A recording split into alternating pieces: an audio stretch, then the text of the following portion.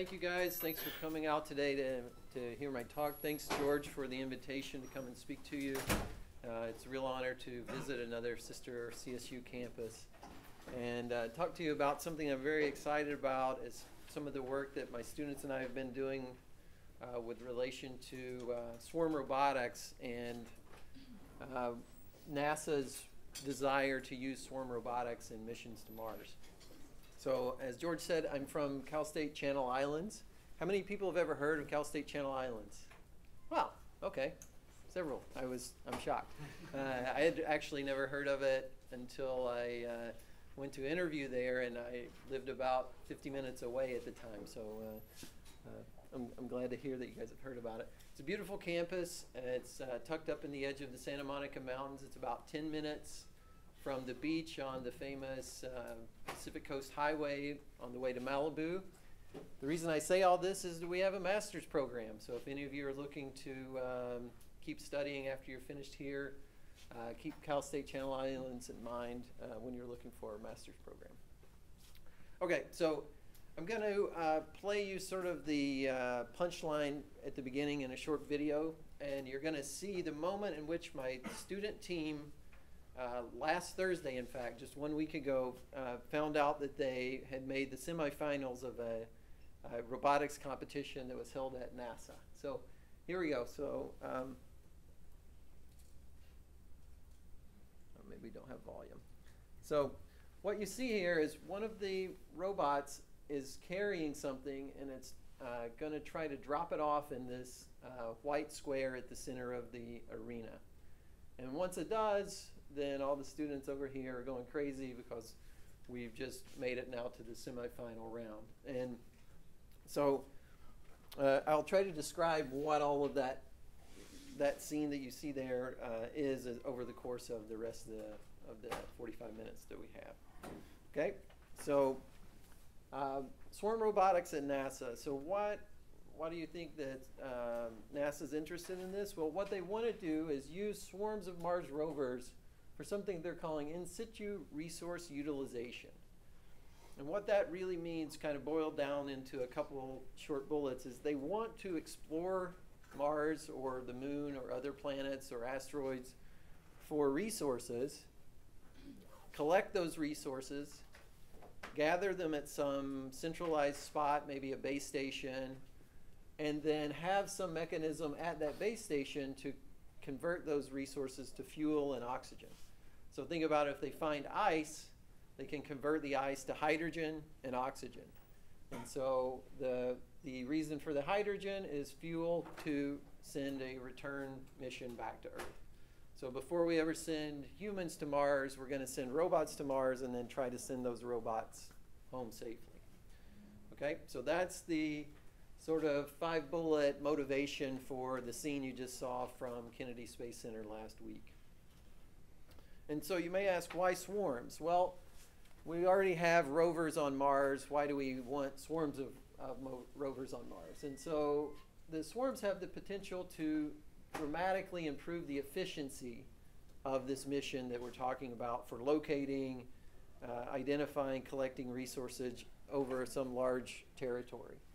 So an example that they give is that 20 small rovers can cover roughly 42 kilometers of linear distance in an 8-hour time.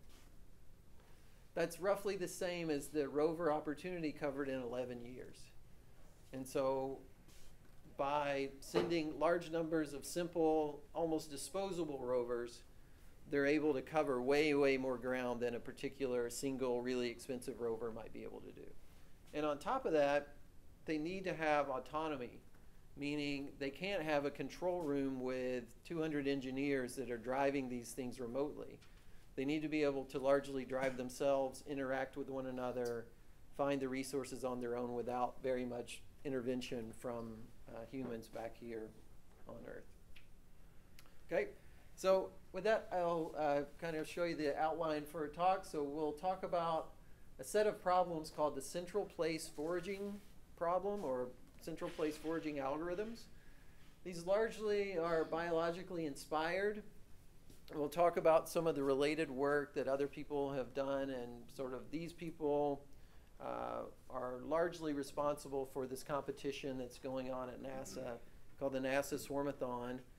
And we'll kind of introduce the Swarmathon competition, what it's all about, and then cover sort of our approach for the last 2 years, in which in 2016 we participated in the virtual competition. And for the virtual competition, we did not have physical robots. We purely worked in a simulated environment.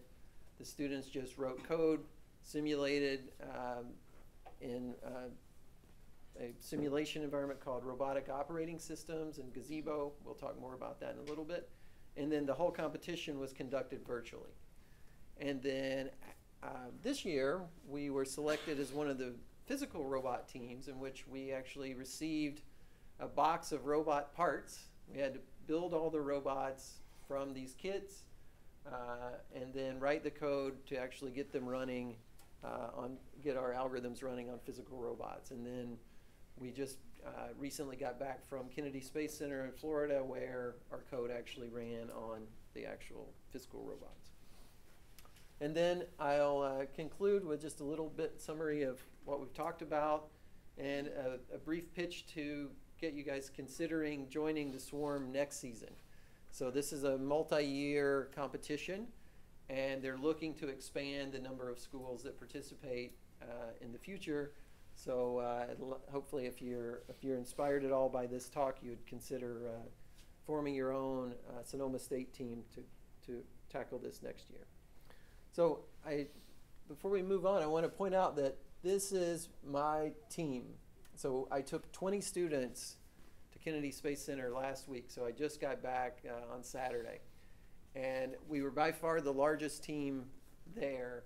I think probably the next largest team might have brought 5 or 6 students. So we had a really big army of students all wearing red CSU CI t-shirts. Okay, so swarm behavior in nature. So this is where a lot of this sort of central place foraging algorithms sort of come from, swarms in nature. So the group that sort of started this Swarmathon competition, they largely study ants. And so ants use pheromone trails to temporarily mark paths between their nest and resources. And this is their way of signaling to other ants where resources are. Other ants can then follow those pheromone trails back and forth between the nest and the pile of resources. So it fits very closely with this notion that NASA's interested in performing with these rovers on Mars. So there's resources scattered about. You have lots of robots. You think of the robots as ants. They go find these resources, and then they need to bring them back to some centralized nest where they can be converted to something like fuel or oxygen. Okay. Another swarm species that you see in nature is bees. So bees send out, they do it a little different than ants. They actually send out scout bees who find pollen, and then they return to the hive, and they do something called a waggle dance. And the waggle dance actually indicates to the other bees in the hive how big the pollen source is and which direction it is in. So depending on how they do the dance and how intensely they do it and how they're aligned when they're doing the dance, that signals to the other bees in the hive how many should go out to retrieve those resources and which direction the resources are in. The one on the right over here is termites. And termites do something really interesting in that they create these very elaborate structures, termite mounds, with very, very simple behavior. So their behavior is this. They just, if they see a mud ball or they pick up some clumps of dirt and they form a mud ball, then they carry it around randomly until they see more mud balls. And if they see more mud balls, they throw their mud ball down, and then they go off and try to form a new mud ball. And just that simple action can create these enormous towers of mud balls with all sorts of intricate structure within. It's really interesting to look at it. There's lots of great images online if you want to check it out. But the sort of the the takeaway message from all of this is that simple individual behaviors, when they're performed in a very large population, can lead to complex group behavior. And so that's what we're hoping for with these robotic swarms. So in related works, I kind of alluded to this earlier with the group from University of New Mexico. So Dr. Melanie Moses and one of her now former postdocs, Joshua Hecker, were sort of the first people that I know of who kind of studied this problem directly. And their papers entitled Beyond Pheromones, Involving Air-Tolerant, Flexible, Scalable, Ant-Inspired Robotic Swarms. Okay, so there's directly trying to mimic ant swarm behavior. And so what they first do is they just pick some search location. They're going to go randomly walk around looking for resources. And then if they, there's sort of a branch here where they could either do what's called an uninformed random walk, which means they're just totally randomly moving around. Or if they sense that other ants have left pheromones behind, or other robots have left pheromones behind of where resources could be, they do an informed walk, meaning they're going to travel to those locations where resources are located, collect the resources, and then return to nest. And if they don't find anything, then they still return to the nest just to orient themselves before picking some new random location to visit. And so in this way, they end up with this sort of radial behavior where they, if this is the nest in the middle, they sort of branch out a little bit randomly. If they encounter a large cluster of resources, then they summons other ants to that area, and then they deliver them back and forth to the home nest. Okay? One thing I kind of failed to mention here is they sense the local resource density. So if they notice that they found sort of a single resource, then they don't necessarily summons other ants. But if they found a large pile of resources, then that's when they can summon other robots. So this is just a picture from one of their papers where it sort of illustrates the type of search patterns you might see and the behavior that they're going for. So this is stochastic search.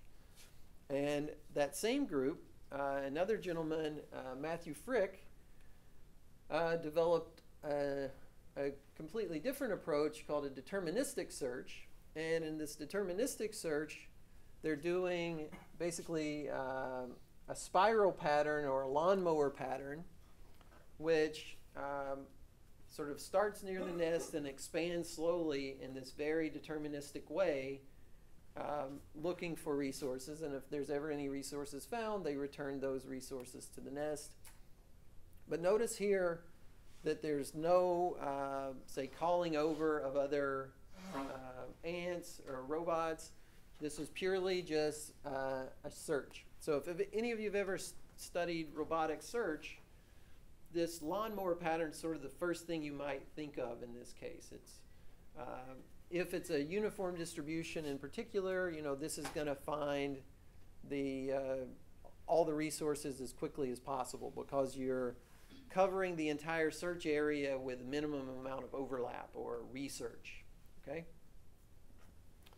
But there's sort of a price to pay here once you start getting into clusters, because these guys took a long time to find this cluster covering all of this area where there's nothing. Whereas if you look back at this one, they kind of discovered the clusters fairly quickly and spent very little time actually searching in areas where there wasn't anything. So there's sort of trade-offs between clustered and uniform distributions of resources. Okay, so that same group, Dr. Moses' group from University of New Mexico, after sort of developing these first few algorithms, they received a grant from NASA and their Minority University Research and Education Program in collaboration with NASA's SwampWorks at Kennedy Space Center to design an algorithm, or I'm sorry, not an algorithm, but a competition where they're crowdsourcing for algorithms. So NASA could have continued to fund this University of New Mexico group, hire lots of postdocs and grad students to research this problem for them. But they did something really interesting. They decided, hey, we could serve two purposes here. We could get lots of varied opinions and techniques if we open this up to undergraduate universities, have 20, 40, even more universities participate, but we also can fulfill sort of an educational mission of NASA as well. So it's kind of a win-win for all the teams participating. The competition last year had 12 physical teams, 12 virtual teams, and this year they bumped it up to 19 physical teams and 15 virtual teams, and they're hoping to go closer to 60 teams total next year. And so by doing this, now they're getting all of this varied viewpoints and various techniques that maybe a single expensive research group like University of New Mexico may not have actually come up with. So that's kind of where they're coming from with this. It's really interesting. So this is a photo from our robots doing one of the runs of the competition. You see here, this is the rockets from the Space Shuttle program. There's a new Atlantis Museum at Kennedy Space Center, Visitor Center. That's really phenomenal. You can see this tower from miles away when you're driving in. It's really, really cool. Also, while we were there, we were fortunate enough the first day we saw a rocket launch.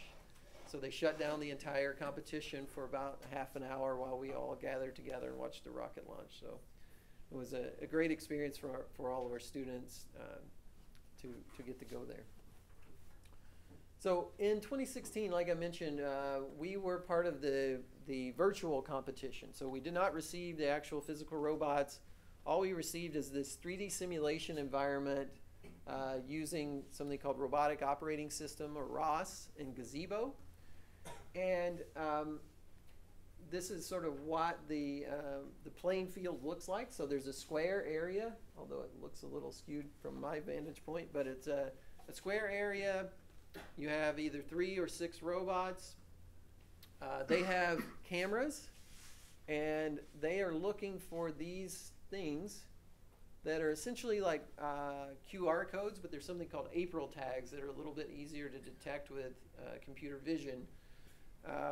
So they're looking for these April tags, and when they take a picture of an April tag, that simulates them collecting the resource. And then when they drive back to the center zone, they take a picture of the April tags on the center zone, and that simulates dropping off the resource. So to pick up, you take a picture. To drop off, you take a picture, and everything, all the images are embedded in the surface that you're driving over. So there's no physical resource that we're picking up. We're just driving around taking photos. And the same thing was for the physical competition. So they have a webcam here. They have GPS. They have 3 sonar sensors for obstacle avoidance, wheel odometry, an IMU or accelerometers, gyroscopes, magnetometers. And so part of the challenge is combining, especially for the physical teams, combining all these sensors into one sort of suite where you're going to take action based on the readings from all these different sensors. So this is what the simulation environment looked like, and this is what the physical robots looked like if we had had one of those that year. And so here's just a picture of the ROS and Gazebo. I don't know, can you guys see sort of the spiral here? Or is that not too, it's not too bright, right? Well, we'll see it in a little bit. So the picture that you're seeing here is what we see when we are driving. So this is sort of a trace of all the places that the robots have been. This is the camera view. So this is what one of the robots is seeing right now through its camera. And so when you're doing this search with a webcam, imagine that you put a lampshade on your head to where you can only really see your feet and just a little bit in front of you. And that's essentially all that you can see with the webcam. You can't position the robot and kind of scan a large area. So you have to drive sort of looking down at your feet as the way this is set up. So the view that you see there of the center circle is the view from this robot, which is right on top of it. And so it's really important then that you're driving in such a way that you're covering very small swaths as you're going. So the approach that we took was inspired by the bee swarms that I mentioned earlier. So we divided our robots into explorers and gatherers. And the explorers performed a deterministic search similar to that from Frick, which is like a spiral type pattern around the nest. And when the explorers find anything, they communicate the location of these resources in sort of a bucket, if you will, or a data structure that then the gatherers can search over and look for, well, which resource has been found that's nearest to me? I'm going to go get that one next. And so the gatherers, until something is found, they simply move randomly until they have orders from the explorers. And so this is what the playing field looked like. It's 15 by 15 square. There's a 1 meter circle in the middle. And so what we did a little bit differently than Frick on the deterministic search is we partitioned the square into two partitions. So we had an inner partition that one of the robots was responsible for, and then we had an outer partition which a second robot was responsible for. And the reason for this is if we had both robots only searching near the middle and spiraling out, if there were a large cluster on the outside, then it would take us a very long time to find that cluster. But by partitioning, we've sort of split up that we can find the clusters equally fast on the outside as on the inside. And then once they start finding things, then this is what in the green here is what the collector is doing. So the collector is purely just doing these radial drive out, take an image of the April tag, and then drive back to the home base and take an image of the home April tag, and that's counter. Okay, any questions about sort of that first approach? Yes? So the robots that are doing the search, they have to avoid the resources as well? That's a very good point. So you've kind of led me to like 2 slides from now. Actually, no, because in this competition, the resources are perfectly flat on the surface, so they can drive over them. And in reality, that's probably more how it would be on Mars or on the moon or on an asteroid, because I think they suspect the ice is about 1 meter below the surface. And so the gathering robots actually will have sensors that will sort of probe below as they're driving around. And they probably won't be the same robots that will be doing the mining. Actually, SwampWorks, NASA SwampWorks, while we were there, demoed a mining robot, like a digging robot that they've designed specifically for digging 1 meter below the surface. And so it's very likely that their approach would take something like this, where you have explorer robots that have sensors for finding, and then you have mining robots that'll actually go and do the digging. So, this is sort of foreshadowing to the couple slides from now, in the physical competition this year, they added physical blocks. And so now it becomes a huge problem for this algorithm, this approach. And so this is just a quick slide here to show that for uniform distributions, you can kind of compute what the expected number of targets per minute would be, just based on the fact that you have a certain number of targets distributed over an area. And then we looked at how many targets we were actually collecting per time, and they roughly lined up, although there's not too much to take from this, honestly. But just we wanted to do some analysis to just convince ourselves that the way we were going wasn't too crazy. So some lessons learned from this first year is that stochastic search works pretty well for cluster distributions. Deterministic search works well for uniform distributions, meaning that the resources are equally probable anywhere within the area. But the thing that we hadn't considered at all is the primary bottleneck is not the search, but it's the dropping off at the nest. So once you have even 3 robots all trying to access this 1 meter circle to drop things off, they start running into each other. And they only have sonar sensors on the front of the robots. And so the one that's coming up behind another robot might detect it. But if that one's backing up, then it doesn't detect that there's someone behind it.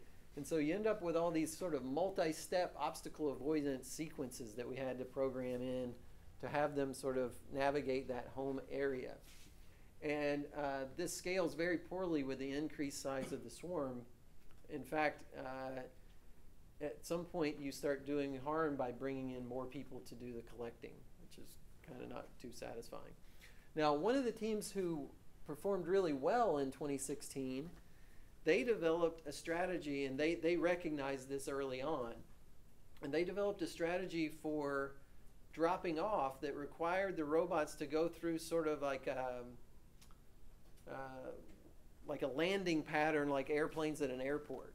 So when they're wanting to access the runway, they go into sort of a holding pattern, and then once the runway is clear, then they take their shot at it, and then the other ones who are coming in sort of hold in a holding pattern. And so that's what enabled them to actually win the competition last year, was just mainly this recognition that this congestion was a big problem. From an advisor point of view, I recognized I needed a bigger team. I only had 3 students working on it during 2016. And part of the problem was I found out about it too late to offer actual course credit. So I convinced my department to actually offer a special topics course. And we offered course credit, and that's how I got 24 students to get involved and stay motivated through the whole semester. And once we were accepted to the physical competition in 2017, there's big changes that killed our old approach, and that's physical cubes and a servo gripper. And so now we have to actually, instead of taking a picture of the tag, we actually have to pick up the cube with a gripper and then drive it back to some central spot and open the gripper and drop it off. And so now our B approach is flawed because we'll run over the blocks and move them from their original positions. And so this is what the 2017 changes look like. So I showed you the kind of the picture of the rover earlier. They mounted a couple servos and this gripper on the front.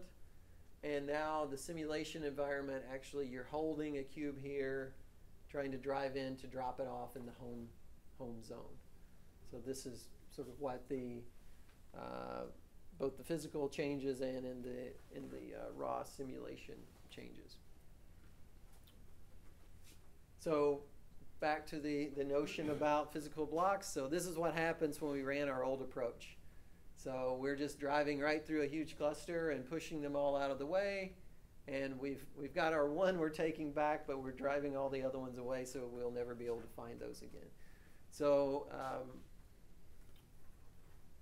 one important thing here is, we either can't rely on knowing the position of cubes that we've seen before, or we have to have pretty intricate algorithms in there to avoid them.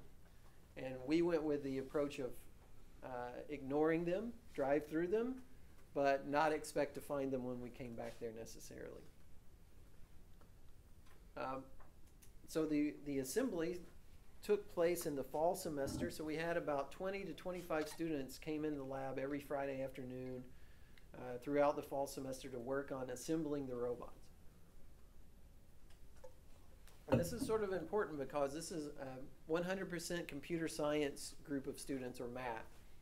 And so for many of these kids, this is their first taste of using a screwdriver, connecting sensors.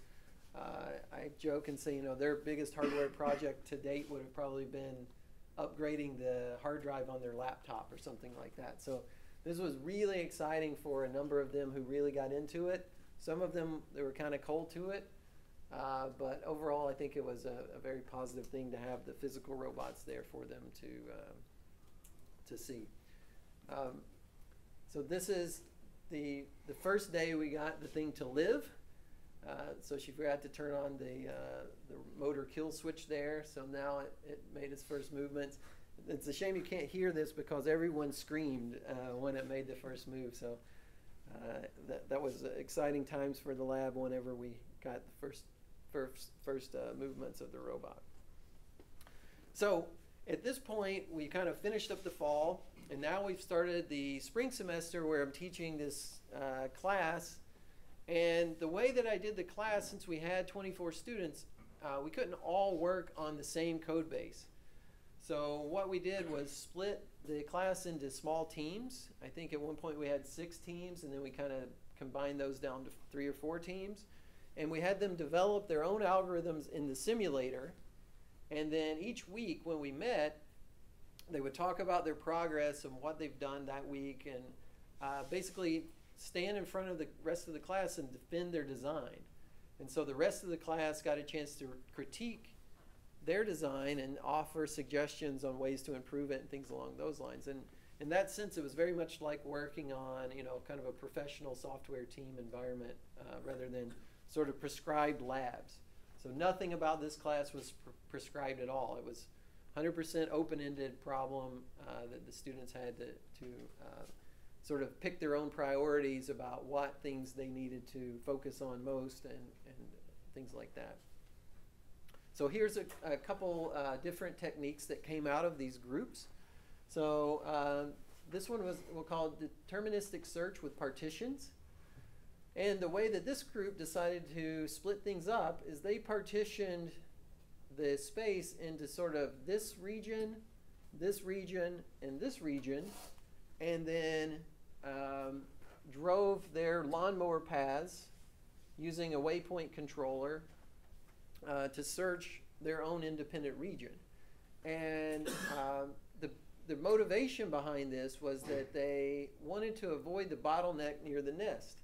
So by partitioning in this way, this rover will always be dropping off in this area.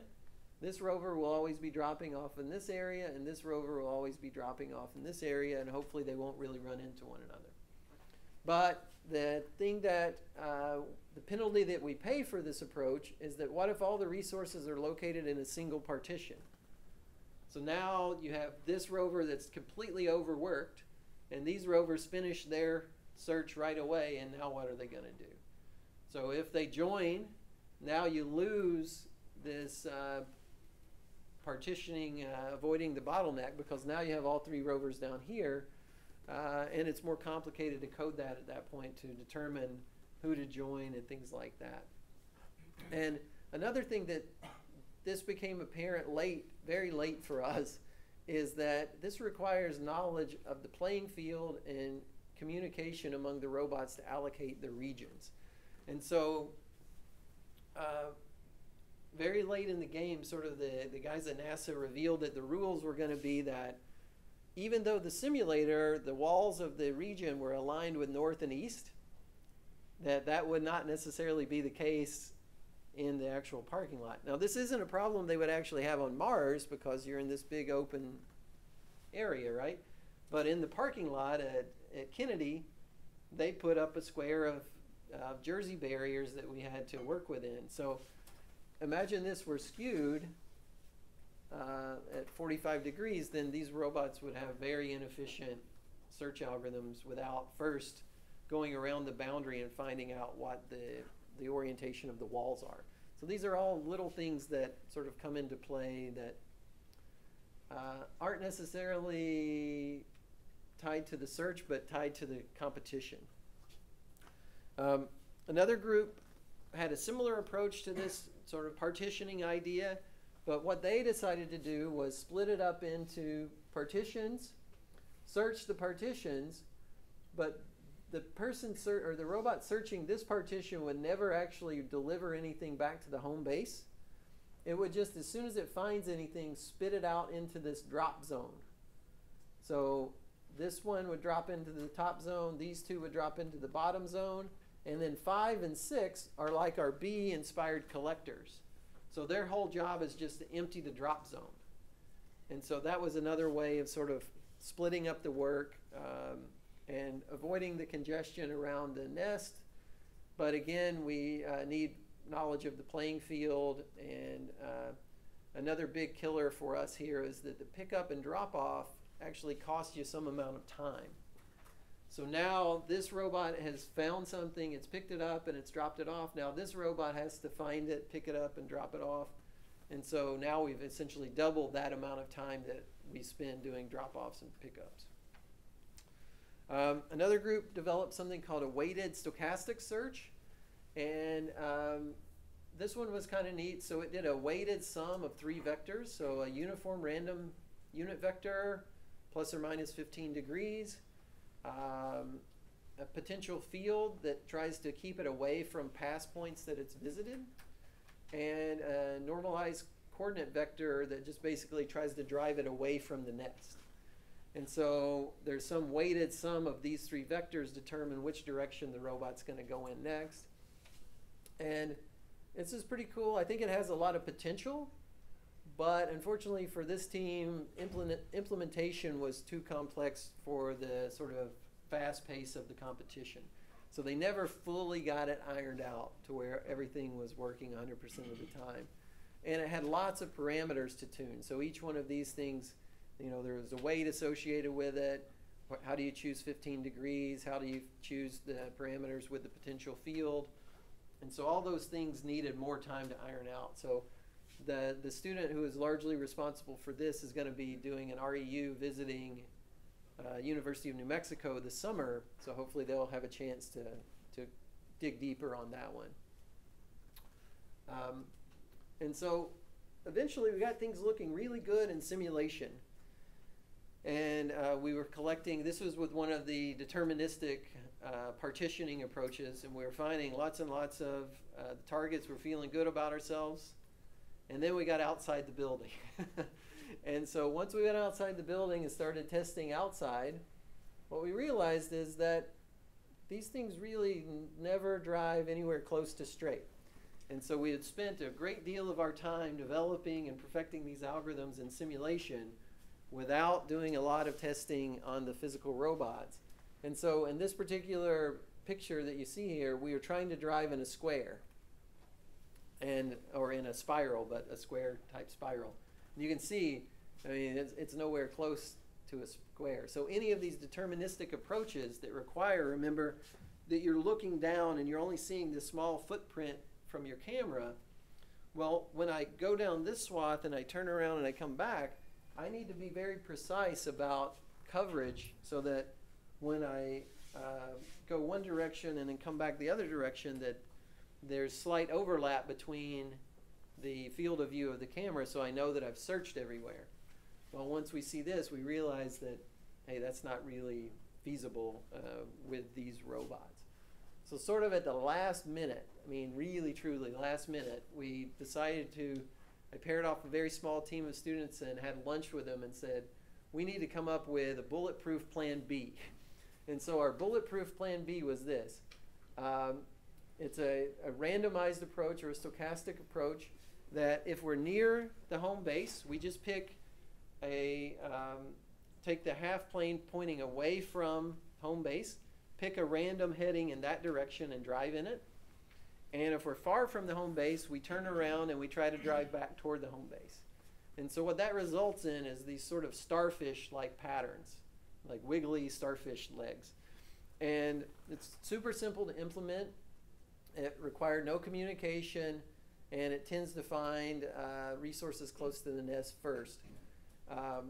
And so this was like this, you know, easy to implement, took very little testing, and we were confident that at least our robots weren't going to just die on the field because of some implementation problem that we hadn't caught yet.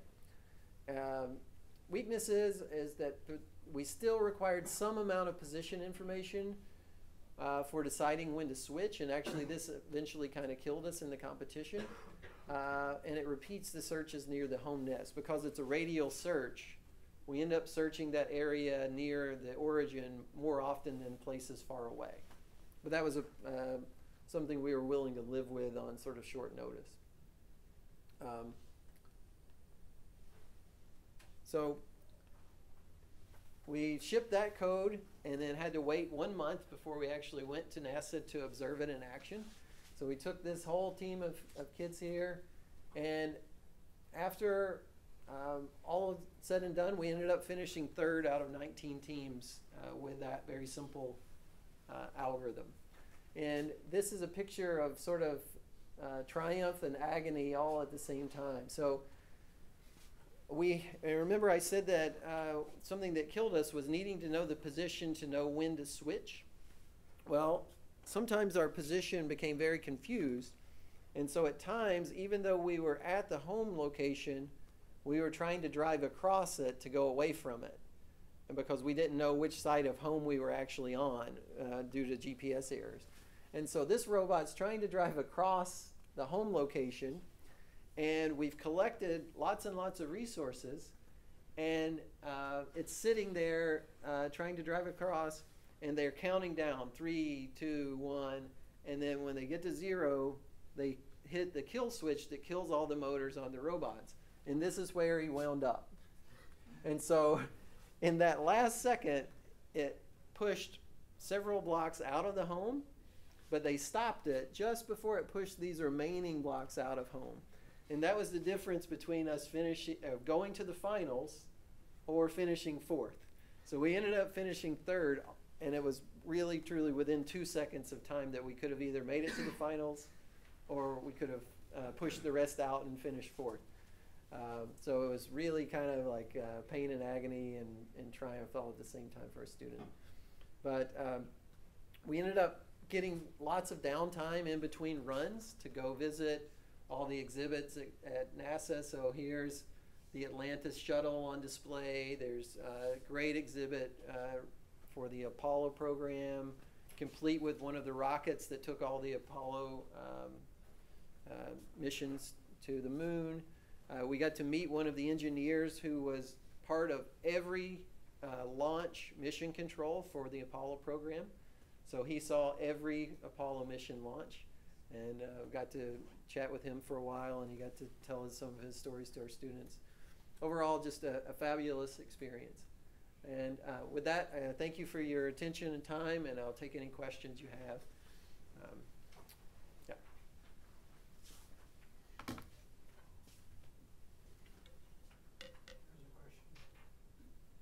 Yes. Do you know why the robots were designed to use sonar instead of LiDAR? Or like was that just like you were given a set of tools to use? We were given a set of tools to use, and LiDAR could have been useful for sure, like in terms of, it would have been helpful to map, say, the field perimeter. That would have been really handy to do that with. But I imagine that the folks, since they were needing to build so many of these robots and distribute them to so many teams, it was probably an economics issue that they went with cheap sonar sensors versus more expensive LiDAR systems. But yeah, quite, outside the context of the competition, it's very likely that the actual robots would have LiDAR instead of sonar. Good question.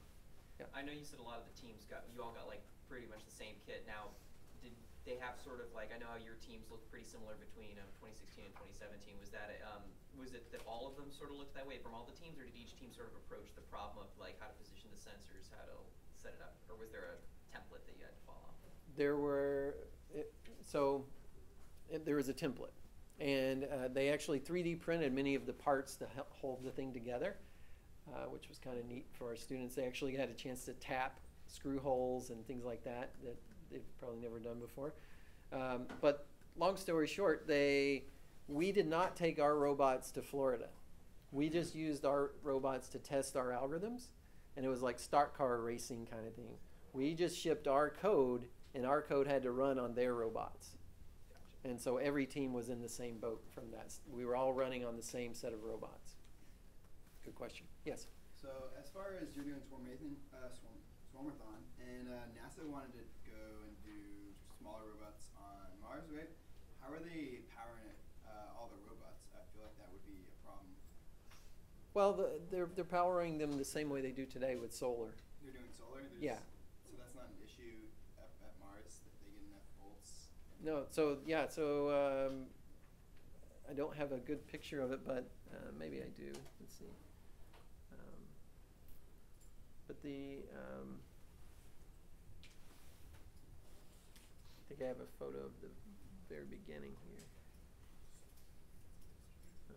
Well, we'll see if that comes up. Oh, here we go. So this is one of the rovers that's there now, and well, it's sort of like an artist rendition of it, but no, it's not actually one of the ones that's there now. But if you look at, I don't have a photo easy to show you, but the ones that are deployed now have solar panels, and in fact, that's typically been their death. Is once they get enough dust collected on the panel that they don't produce enough electricity to keep alive. So from Gen 1 to Gen 2, I think they did some things to actually try to clean the dust off the panels and stuff like that. Yeah. Yes? The swarm you said could do in 8 hours what took 11 years. That's like an exponential increase in efficiency. Is that because with the redundancy you can take a lot more risk, or why is it so much greater? That's part of it, and part of it is just, now you have 20 instead of 1. But if you think about how this particular rover like this today is handled, there's a room full of, more than us in a control room driving these things on, I think, around a 20-minute delay. And so they only make very short moves before they wait to see what the impact of that short move was, right? And so if there can be autonomy, then there's not that, move 1 meter, wait 20 minutes, Right. or actually 40 minutes before you actually make another 1 meter move. So if they have autonomy, they can be moving that whole 40 minutes. Yeah. Yes? As far as entering the competition, do you need to start off with the simulated version, or can you go straight into the robotics physical one? You can apply for either. We applied for the physical the first year and we weren't selected. And so I think that the way that they've done it is they sort of reward the teams who did the physical but want to bump up, that did the virtual but want to bump up to physical. So it's likely that if there's a large number of virtual teams who want to bump up, that it'll be difficult as a new school to get in. But it's always possible. They do have you do a proposal. So if you can come up with a pretty jazzy approach that you're going to take, if you can think through it before the proposal, that might actually help your chances as well. Because something I didn't mention was that we actually won a best technical report. And I'm actually more proud of that probably than getting 3rd place in the competition, because we needed a lot of luck to get 3rd place in the competition. But the fact that they read our technical report and the engineers at NASA said, hey, we like the approaches that you tried, and that you tried all these different things and showed the strengths and weaknesses, that's, to me, I'm most proudest of that for the students, because they wrote the report, and so that was cool. Any other questions? Any other questions? Yep. Is the return mission is to bring back rocks, not rovers, right? Well, yeah, I mean, whatever they, I would sort of say that, but we're going to bring back something before we bring back, before we send humans. Right. Yeah. Yes? How many are in a swarm? Well, for the competition, mainly because of cost, there's 3 robots in the preliminary rounds, and then 6 robots in the later rounds, like semifinals and finals. And they search a larger area with different patterns of resources and things like that. But ideally, the approaches that we take should scale to hundreds, if not thousands. So things like common things to try would be all-to-all communication. I said there's congestion at the nest. Well, if everyone communicated their position all the time and everyone could hear that, then you could really negotiate quickly who got to drop off and who had to wait. but that doesn't scale very well when you get to hundreds or thousands. And so I tried to challenge my students to always be thinking about approaches that would minimize the amount of communication necessary, and closer to sort of these swarms in nature that we saw. Okay, thanks very much.